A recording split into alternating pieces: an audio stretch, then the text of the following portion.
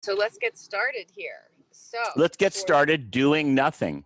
I love it. Yes, let's get started. But Lorin, let me introduce you. Yes, So introduce me.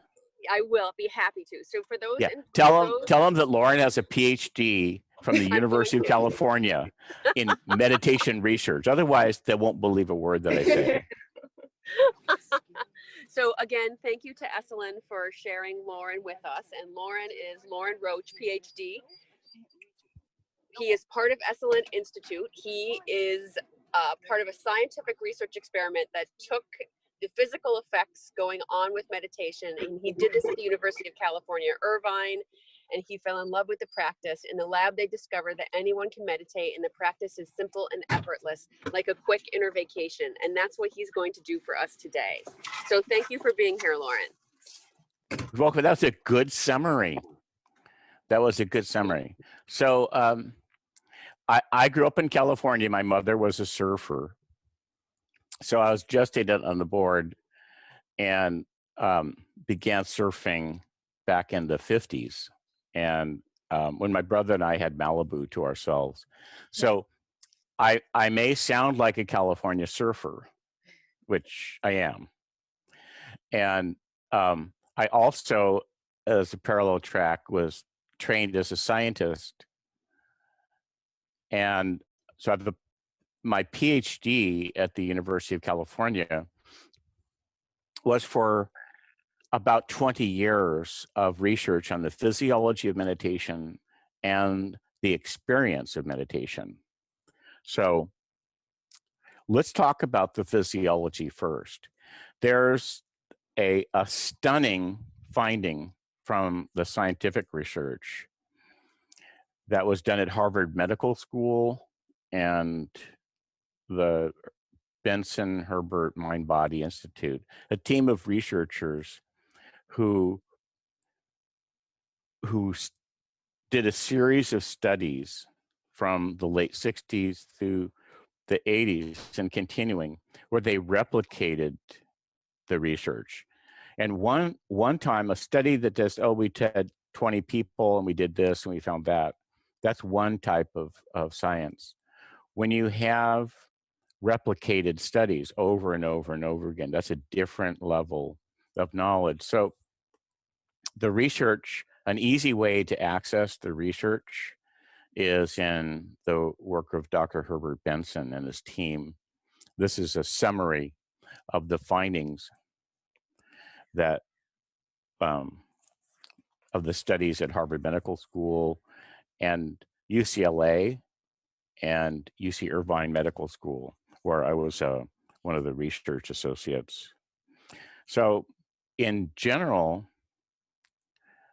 meditation is a built-in reflex or instinct of the human body. It's built in, it's innate, and everyone can do it. And one way to think about what meditation is to think about the opposite of meditation, which is the stress response. We all know the stress response. You see something that you think is scary, and within less than a second, there's a thump. You can feel your body changing in many ways. Your heartbeat changes, your breathing changes, your brainwaves change, your blood chemistry starts to change in a way that supports you to deal with an emergency. You might need to change gears quickly. You might need to run away, stand your ground, fight, hide, or team up. There's an emergency, team, gather, what's happening? How do we deal with this? So make a strategy. So there's this activation instinct. And stress is actually a genius response of the total body. Every organ is involved. And this is something that nature has fine-tuned over a billion years.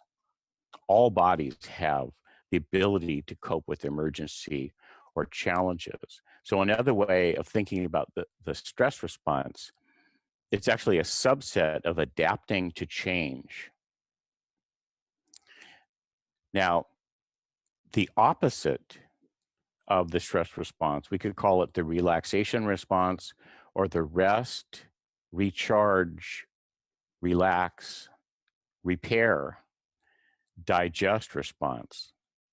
And just like with the alarm response or the stress response, we could just, if you just think of something that's a little bit scary, like, oh my God, I forgot to pay that bill, or oh my God, I didn't call somebody back, our bodies respond with this surge of fear and energy within less than a second.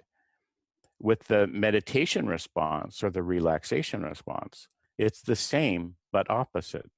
So you think of something beautiful, you think of someone you love, you look at the color blue, you look at the ocean, or you look at that tree, you think of your kitty, you take a breath, and almost instantaneously, in less than a second, your body starts to shift towards this mirror opposite of the stress response.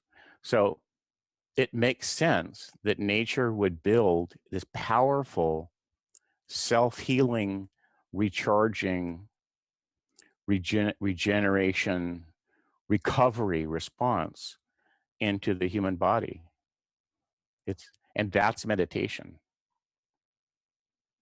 And just like there's a million ways to scare yourself, and there's hundreds of degrees of excitement in the stress response, there's a million ways to invoke the meditation response.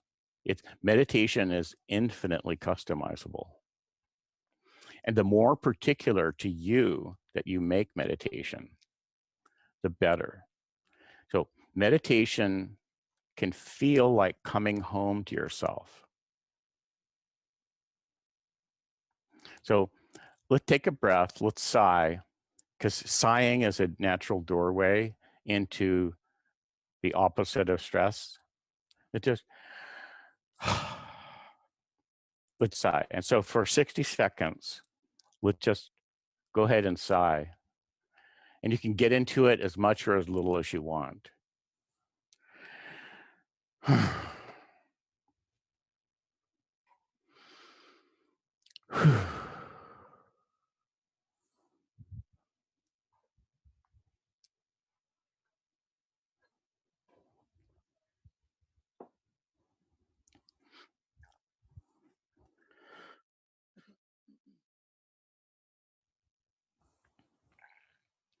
So that's about 30 seconds. Let's continue.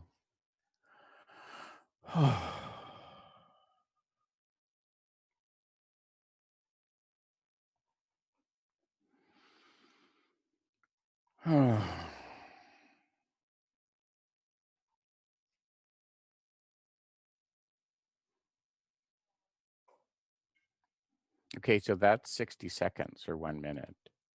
Now, if you feel weird at all, just ignore me for a minute and just be yourself. And if you're enjoying yourself, let's continue for 1 more minute.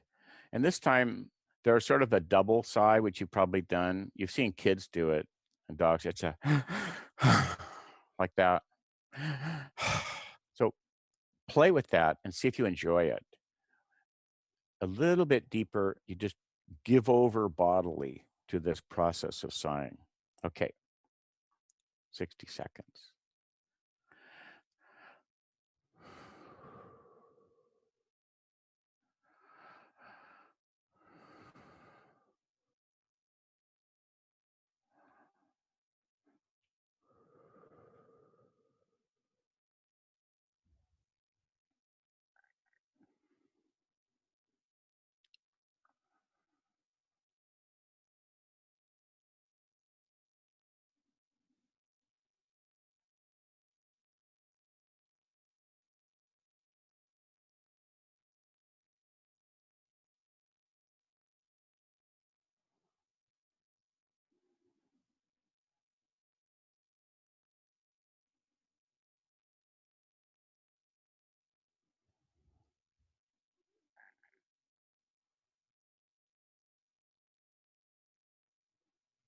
Okay, so that was 60 seconds. And just notice What's that feel like? Does this feel like a natural doorway for you to activate your own relaxation or do nothing modality?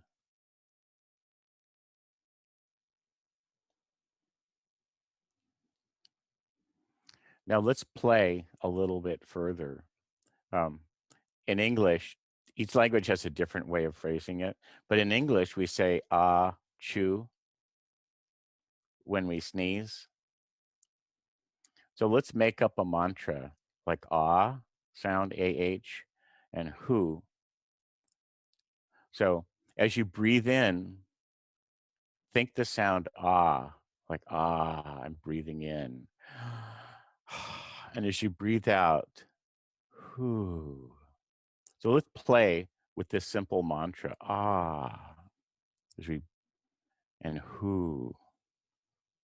Let's see what that feels like for 50, 60 seconds.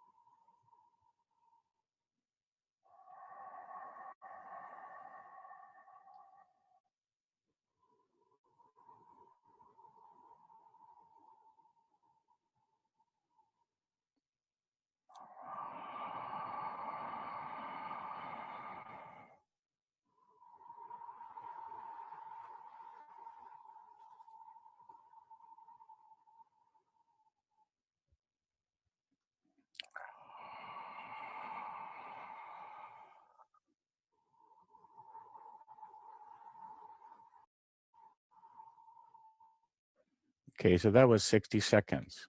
Just like an inward glance. What are your bodily sensations? Do you have a little bit of relaxation? Now, here's one key is that when we take a restful attitude and we're basically doing almost nothing, our to-do list is still circulating usually. Because any action-oriented person, anybody with responsibilities, anyone who loves, whenever they rest, and even more so when they rest, they're going to feel pulsations of everyone you love. It might feel like worrying, like how's my dog doing? Did I leave enough water in the bowl for the temperature today? How's my little girl? How's my girlfriend or boyfriend? How's my mom? So we'll feel all the people that we love and welcome that. Anything unfinished, anything we're working on that's unfinished, our awareness will be tending to it. We'll feel the electricity of it. So welcome that. And any sensations in your body that you feel, welcome that. So the attitude is almost nothing. It's just a light sense of welcoming. And we all know how to do this from you're in a conversation at a party or you're in a coffee shop and say you're talking on your phone, somebody calls you and you're in the supermarket or you're in a party and you're talking to somebody. We all have this ability to be in the middle of dozens or hundreds of people and talk and be having an interesting conversation. So all these other things fade into the background. So say you're talking to somebody and you're sitting in a coffee shop or a restaurant, or you might like look around once in a while, and then you come back to the person you're talking to. That is the same style of meditation. That's the same style of awareness that we use in meditation, where we're interested in the internal conversation. So welcome the flow of thoughts, images, sensations.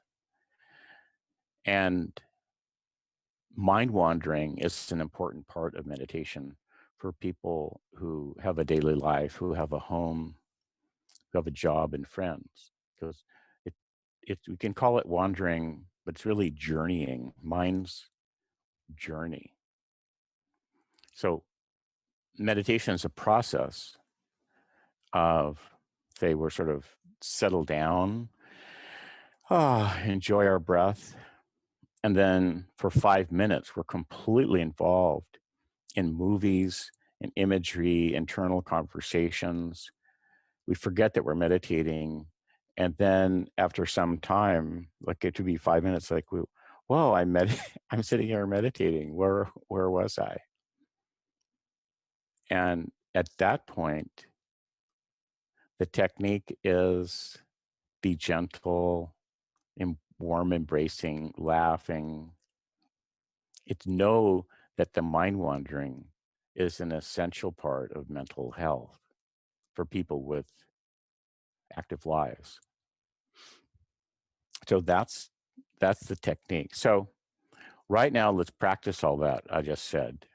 So for 60 seconds, let's take this attitude of doing nothing and welcome mind wandering, welcome relaxation, welcome awareness of any tension that you feel anywhere.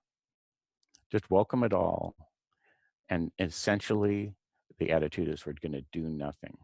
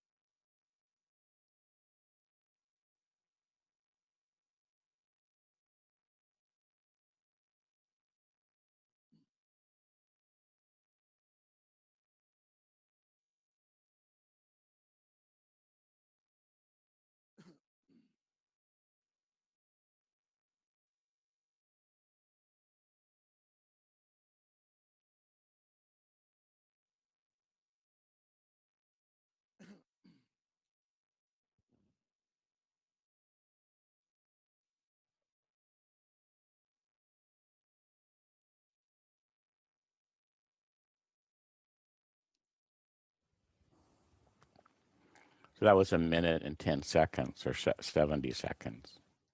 So let's check in.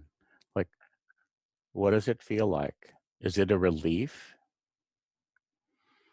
Do you feel like you're breathing a sigh of relief when you take that attitude?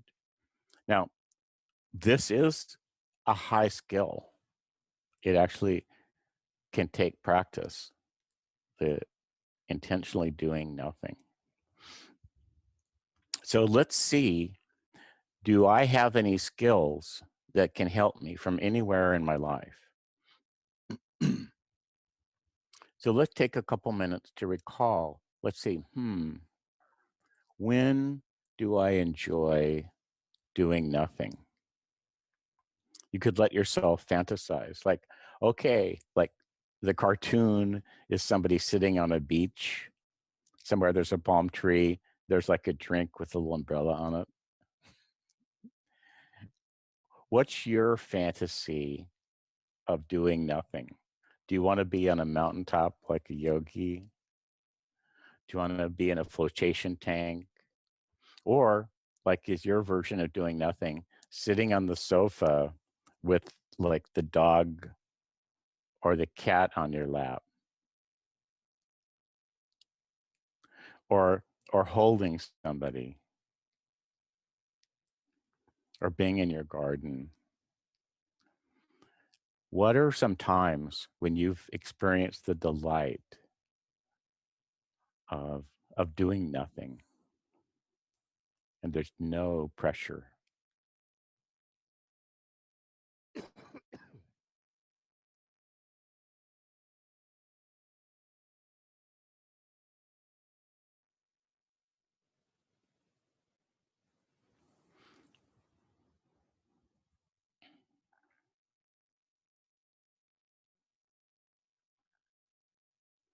And just welcome experiences from any area of your experience. It could be lying in bed after lovemaking. It could be waking up in the middle of the night and maybe go outside and look at the stars, or just lying there being with yourself. It could be after getting a massage at the spa, just lying there on the table.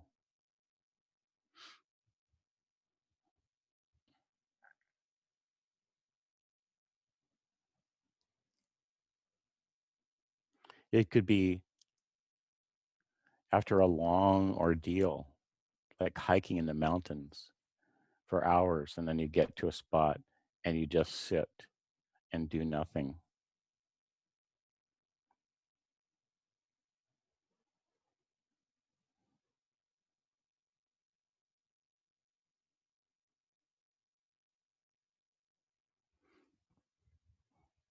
Now, from whatever domain, whether it's sex, drugs, and rock and roll, or puttering around the house, or a quiet moment, being with an animal, a horse, a dog, a cat,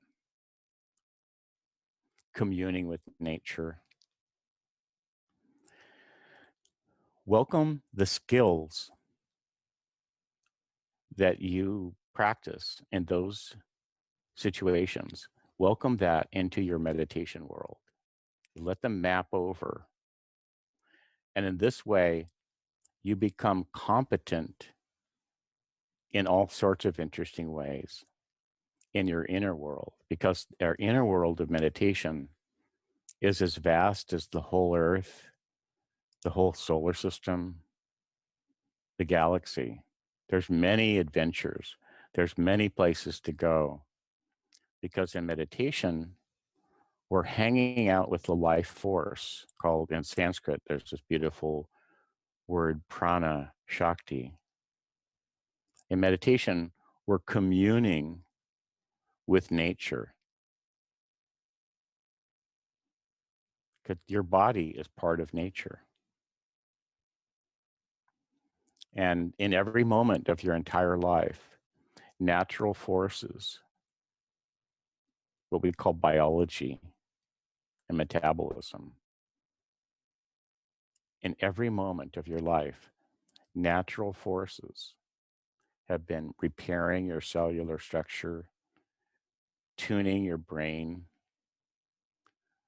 tuning your senses to behold the environment, fixing anything that got wounded, repairing any damage, assimilating your learning in every moment. Now, when we rest, as in during sleep, the repair work accelerates. The repair work and recharging accelerates.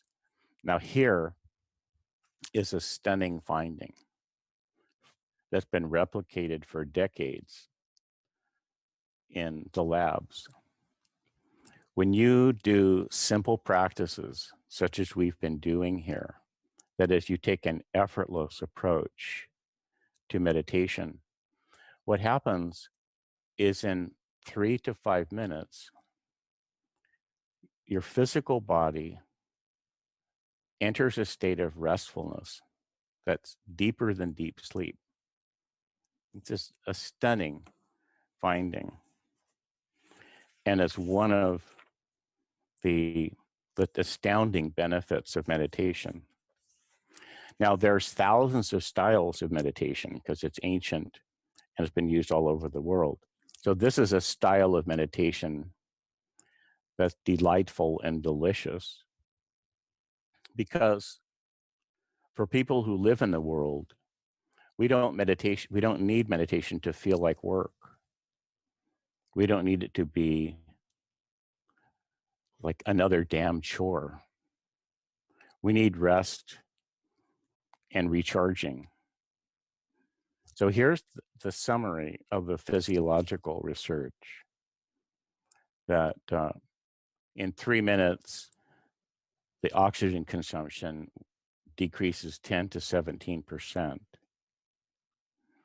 Whereas in deep sleep, over a period of hours, oxygen consumption decreases about 8 to 10%. So this is amazing. The impact of this is astonishing. As you get used to meditation, that means that you could just come home from work, grab a shower, sit down on your sofa, and in a couple minutes be in a state of rest deeper than sleep and experience the cycles of release of tension and recharging. So that's what we're talking about. You get up in the morning. It's a little bit odd to get up in the morning and meditate because, well, I was just asleep. Why am I going to sit down and rest? Why am I going to close my eyes? But what happens is that when you meditate in the morning, it's like better than a cup of coffee. You drop into your body and let this deep cycle of resting, releasing tension, and fine tuning of your system, in a sense, you fall awake. Because there's this paradox in meditation that we're in a state of rest deeper than deep sleep, but we're wide awake. And then after the daydreaming and processing of thoughts, like, yeah, where am I? What time is it? Oh, yeah, I have to go do this thing later today. You'll be there in your meditation, maybe half the time you're just like in your calendar. What do I have to do today? Who am I going to see? Oh, yeah, I forgot that other thing. As you welcome that whole process of your brain sorting through the to-do list and straightening up its desk, there's these moments where you fall awake, like, oh my God. It's a simple insight, like, oh my God, I'm alive. And this day is precious. This is one day in this brief lifespan that I have. And as all the senses come awake, we get, even from like a 20-25 minute meditation, there's a feeling that we've just come back from vacation where we had a reprieve. So that's how it flows. That's the utility of meditation. So let's put all this together.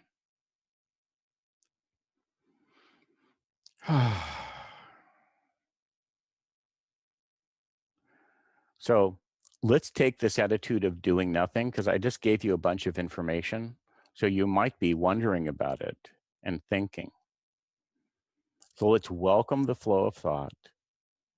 Welcome the flow of the to-do list. Welcome the flow of all the feelings you have about your to-do list. And welcome the love you have for everybody in your life. And then inside of that welcoming attitude, it's just doing nothing. Like, I don't have to do anything. I don't have to be mindful.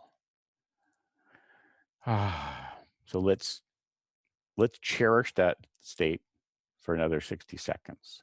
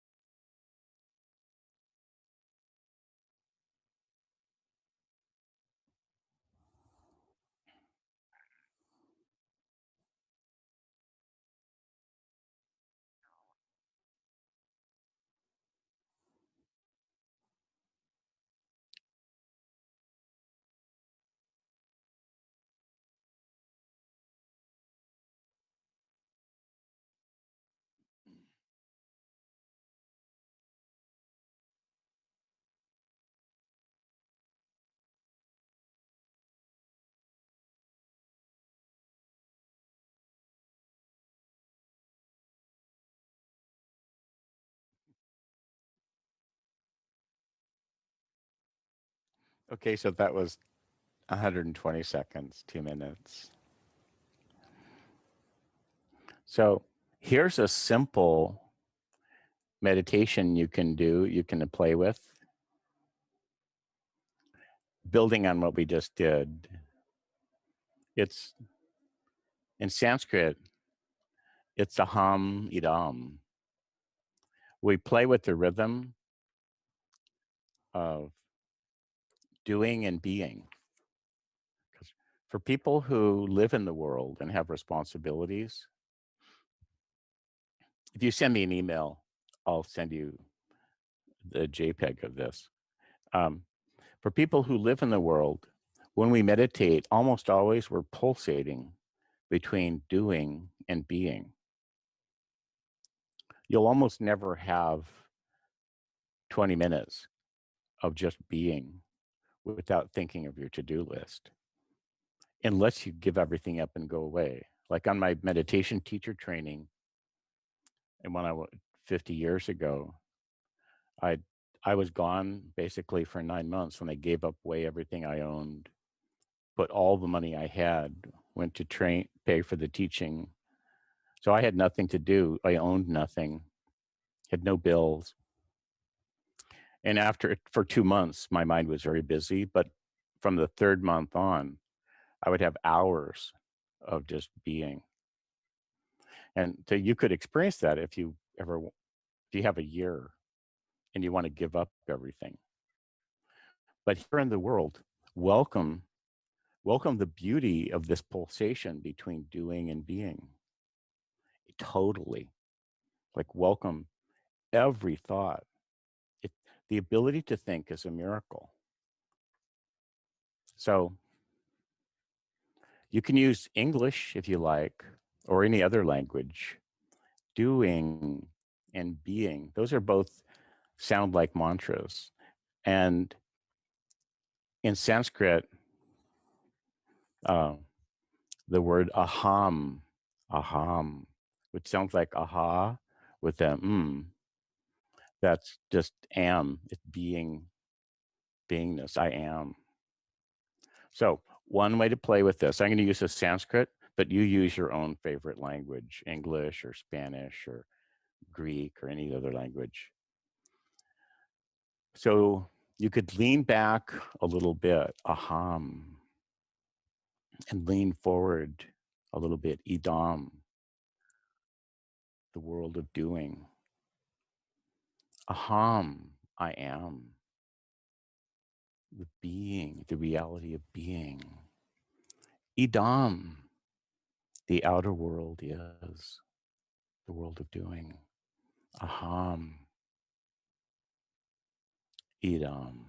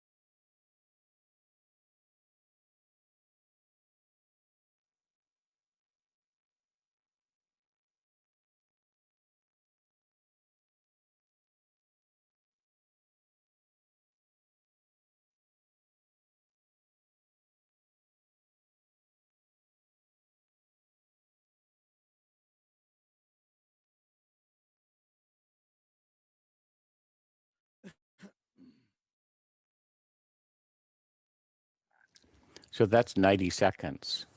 That's a minute and a half of aham, idam. Shall we have a little question and answer time about what your experience? We just did, I forget how many, 8 brief meditations over, say, the last half hour, 25 minutes. So let's check in.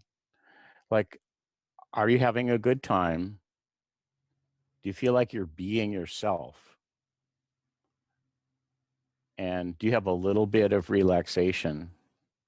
And are you getting the idea that you can welcome the dynamic flow of thought that you've trained yourself in from your life? Having a life means having all these things going on. Have you discovered that you can welcome all that and still have a feeling of ease? It was very calming. Very calming. So thank you. Good. I have Yeah. a question. And now I know it. Go ahead. Yes, Megan.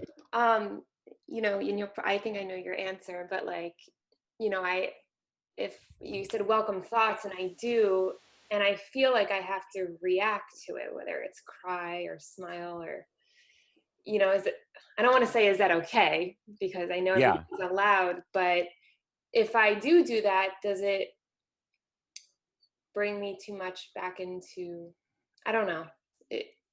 What's your answer? Right. Well, this is where we have to abandon external authorities Mhm. and ideals. And because we all want to do it right, but like, what's proper meditation? So what happens is we've taken this attitude of resting, which bodies know how to rest because every single day of your life, since you were in the womb, your body has been cycling between being more active and then more restful. And when we sleep, we dream. So the short answer is that anything that you reject during meditation, you just sweep it under the carpet for your brain to deal with when you're dreaming. So when we're resting in meditation, which is by nature, the way that nature built us, is that meditation is deeper than sleep. If we block it out, like so much of yoga, what we think of as yoga training, which is mistaken, train people to shove aside their real self. Then you dump into your dreaming state all these feelings. There's a quiet torture to meditating in a relaxed way, because when we relax, we become exquisitely aware of whatever tension that we're in. So say we'll think of some project or meditating and it's like, oh, deeply relaxed. Then we'll think of, say, some project and we're working, and like that person I'm working with, there's some weird tension going on here. Like, is that person sabotaging me? Are they not as qualified as they say they are? Are they working another agenda? Are we late? Or is our whole idea wrong? You'll feel these weird tensions, which is that's always happening. There's always, because you're not doing anything else, you're not distracting yourself, you'll feel the tension. So what your body will do automatically is practice having the appropriate amount of tension or relaxation or energy about each item on your list. So a rest state is very dynamic. It's the same process that happens with the night's sleep, but it's deeper. And because we're conscious during meditation, we actually have to learn nature's healing dynamic processes. All night, as you probably know, we actually fluctuate between deep sleep and dreaming and deep sleep and dreaming and deep sleep and dreaming. So paradoxically, in meditation, it's actually more intense. And because we're relaxed and we're not doing anything else, we're being in pleasure, that healing process accelerates. And so it's a challenge. It's actually much more challenging to be deeply relaxed and have this welcoming attitude towards our inner life, because this is the one time, meditation is like the one time that you can be without judgment of the self. You could take an impulse, say, I hate my boss, or that guy at work completely creeps me out, or whatever, or I'm really envious of that woman. You can just take that energy and feel its energy and let it teach you. Yeah, so relaxation is very challenging. Except, yes. Do you know Dr. Norman Shealy? No, I don't. When I was in college, he worked with our football team. And as we were going through this, it took me right back there, because we went through a relaxation technique. And then we practiced positive imagery while we were in that state. Yeah. And we were trying to practice our best playing football. Yes. It was incredible. And this took me right back there. That's great. And as a practice, recall that, like adopt him, like people have pictures of gurus and stuff, chant to the guru, adopt him now as your guru and let those teachings flow through your body. That's a very advanced. A lot of times coaches, like football coaches and tennis coaches, singing coaches, their language and their understanding of meditation is far above that of yoga teachers, because coaches, it has to work. It has to work. Otherwise you're fired. Whereas as a workshop leader, you can give your students the wrong stuff and they'll just feel bad about themselves. But it never comes back to you that you're harming them by teaching them to damage themselves. There's no criterion for success. It's an odd thing about meditation. If it was like, say, French school, going to school to learn a language, at some point it's going to get around. People went to school for years and they don't know French. They can't say a word. They can't even say, where's the toilet or anything in French.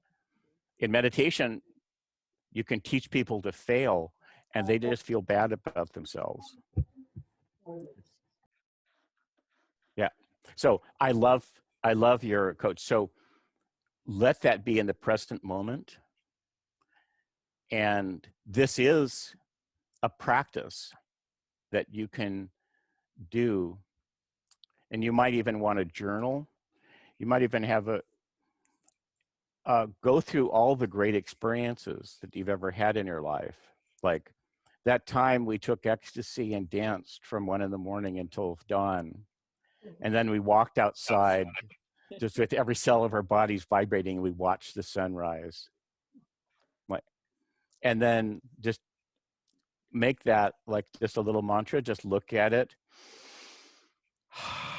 Just recall that. And this transfers the skill of that kind of aliveness into your meditation. And then, oh yeah, that time I sat with my friend for 20 hours when she was in labor. And I was so beyond exhausted. We were both beyond exhaustion, and then the baby, the exhilaration. And then I walked outside and looked at the stars. Take that as one of your cherished moments and just yes. And just say yes to it. And then let that vitality transfer over into your meditation. All meditators need to go through a process like what Thor just mentioned, where you retrieve your great experiences, wandering in nature, listening to music, gardening, and you let those map over into your meditation. Yes. Wendy, do you have a question? No? Okay. You're just so there. I can tell you're just like, yes. No, I practice transcendental meditation. So, Oh yeah. I was just thinking about the way you're describing it as compared to the way I was taught. I kind of like your insight a lot. TM is a fantastic foundation. And how long have you been practicing? 7 years. Uh-huh. That's great. That's wonderful. What else? Joanna, Megan, Donna, any questions or comments? I guess help with children in terms of like getting kids to study. They say, they go, oh, well, I'm going to study later. No, I'm going to study later. And then it's like, a minute before the test and they go, can you ease them into doing something like that using meditation? Okay. Che, it was so delightful to see your baby.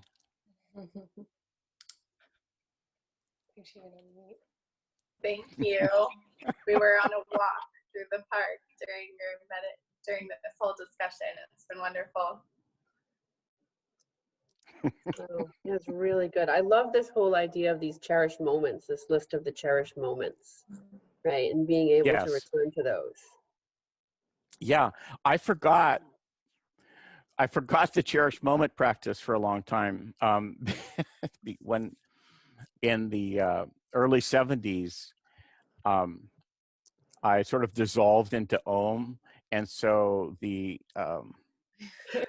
I was so much in the here and now, and then it took a while to remember. Oh, all those experiences. It's a profound practice that keeps your meditation alive and thrilling. So I've been meditating 52 years now in this tradition, and it's like every day meditation wakes me up to the delight of the world. Like the one consistent finding and of all the people that I know practicing is that meditation it makes the world seem much more beautiful. And it feels like a continuous path of discovery. Like I've been teaching meditation for over 50 years. Hi. And it's like I feel like a beginner. Like it's like exciting, and I'm discovering new things continually. I don't feel like an expert, even though I am. I have to inhabit that role. Wow. So let's have another comment. Thor, anything more to say? No, I mean, I know my blood pressure's down like 40. It is. Yeah. I had a physical the other day. So I get up at 4 a.m. usually. So I drank 4 cups of coffee and then like ran into the office and sat down. They didn't really even give me any time. And so my pulse was 51 and my blood pressure was like 115 over. So it's like almost too low. It's just like maybe a little bit too much meditation. After 4 cups of coffee? That's good. After 4 cups of coffee. Now, it's a different tradition. Like here's a sutra from this general tradition. Come laughing, come dancing, come whispering prayers. Nice.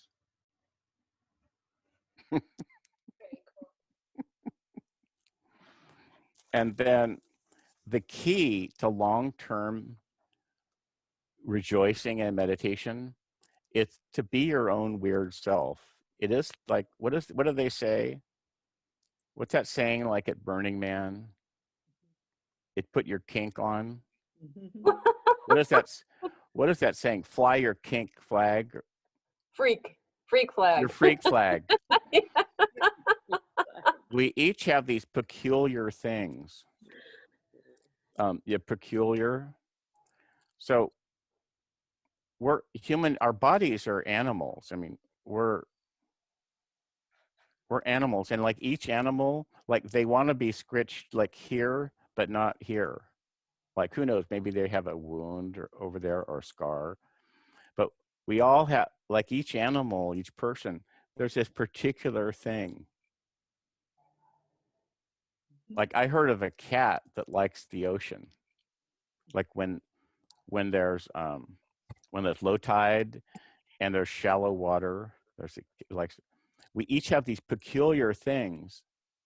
Like I want to be touched this way, but not that way. And it even changes. Like I want to be hugged and then I want to be free. Like, no, don't cling to me. I want to be free. It's matching your peculiar qualities and our peculiar things, what we like. We're often ashamed of them if we think about it, because it's our individuality. And when we're being individual, like we're different than maybe our group of friends and maybe an ideal that we have about what a person is supposed to be. So it's embracing, it's discovering our particular cravings and pleasures. And this is where, as you get there, you're following like the outline of your own inner life. Like I like cold. Like I like to jump in the cold ocean. And but I also have to train myself for it, because at first it's totally shocking. But this morning I just put cold, I just turned the shower on cold and I just love it.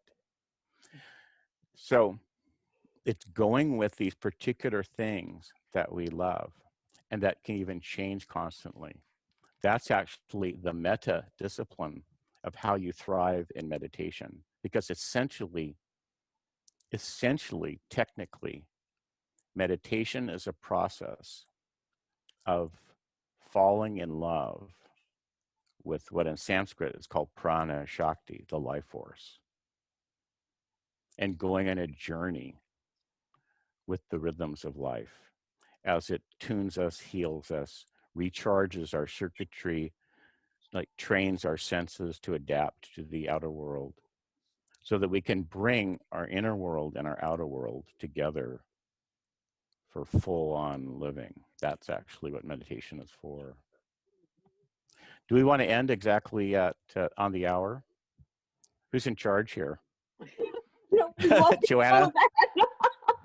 I have something to share with you. I'm just sucked Yeah. right in. You guys talk if you want. Has anybody seen my octopus teacher? I love it so much. No, I've not been there that intensely, but I spent years free diving. No scuba tank, just diving. Great video, great documentary. It's unbelievable. Yeah. What about, go ahead, Megan. I was gonna say, I thought of that exactly too, Donna, when he mentioned jumping in the cold. Jumping in the cold, and how you had to train your body to be able to accept it. Yeah. And then you became one, you know. With nature. Shay, actually. Yeah. That I've had there's a place on the big island of Hawaii where I swam for a year almost every day. And there's just barren rock on land, and you jump in the water and you're immediately in 20 to 30 feet of crystal clear water with these lava formations. It's like a cathedral. And after, I used to see this octopus that was camouflaged against the wall, and I just swim by. And after about 3 months, the octopus decided that I must be a friend, and it started to play with me. And the octopus actually felt like a guru. There's this flash. There was, well, pure light. And I didn't know anybody else had ever experienced such a thing. And there was something about when the octopus in the movie rode the shark. Finally, it's like, I can't, none of my other tricks are working. I'm just going to jump on the back of the shark. Yeah. Yeah, good. Yeah, that guy's way more hardcore than I've ever been. But the peculiarities of the octopus and this individuality is part of nature's humor. It's funny. Yeah. So in meditation, we want to convert any shame we have to like a humorous embrace of how weird we are, like the cat that loves the ocean, or like the dog that, you know, the way each dog has their own things that they love so much.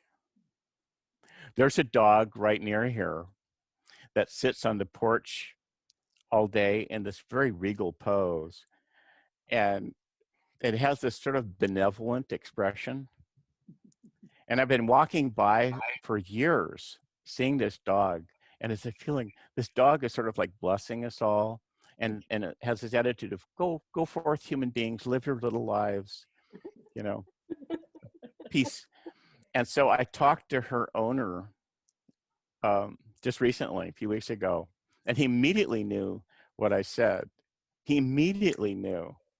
And he goes, her attitude is like this.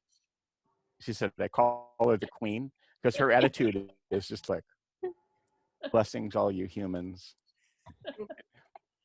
He immediately knew her personality, could see her, she's just the queen, just like blessing it all. Carry on, all you mortals. Yeah. And dog people know that their dog has this incredible personality. Besides being a dog, they're an individual dog.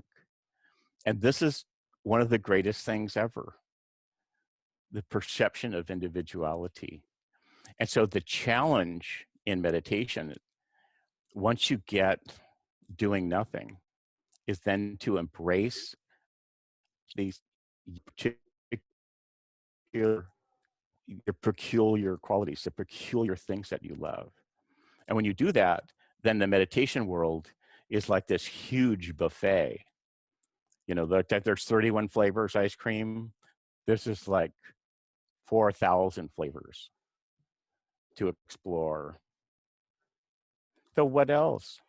Any one more comment? It's 2 minutes after the hour. Maggie? Maggie. Oh, he's choosing you. Maggie? Come on, Maggie. I'm just zoned out here. Okay. I can't, there's not a whole lot to say. I'm in a new space. Okay, good. And I All right, hope to so- visit it again soon. So this approach, this is published by Harper. So Meditation Made Easy.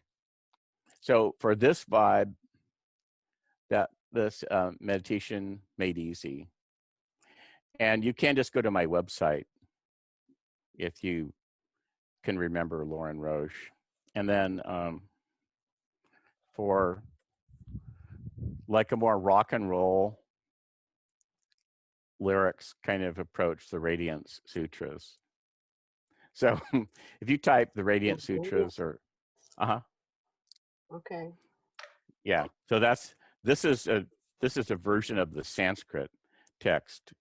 So it's juicy and evocative. And so, yeah, discover what do you respond to the most, and send me an email, and I'll send you one of these charts if you want.